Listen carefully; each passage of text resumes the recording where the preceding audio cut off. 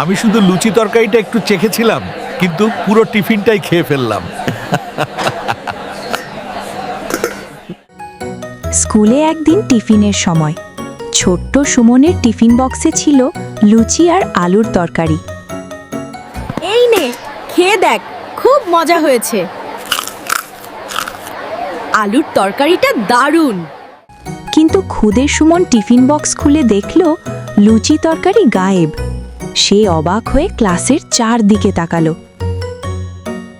আরে, আমার লুচি আর আলুর তরকারি কোথায় গেল? সব খালি। ছোট্ট সুমন হঠাৎ দেখল তার বন্ধু বাপি মুখ মুছছে। সুমন তাকে বলল, আমার টিফিন কোথায়?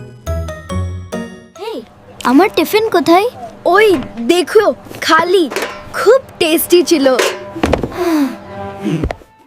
বাপি হাসতে হাসতে সুমনকে বলল, আমি শুধু লুচি তরকারির একটু স্বাদ নিয়েছি, কিন্তু একটু একটু করে স্বাদ নিতে গিয়ে তোমার টিফিন সব শেষ। লুচি তরকারিটা শুধু একটু চেখে দেখতে নিয়েছিলাম, কিন্তু শেষ পর্যন্ত পুরো টিফিনটাই খেয়ে ফেললাম। এই গল্প থেকে শিখতে পারি, না বলে বন্ধুর খাবার খাওয়া অন্যায়।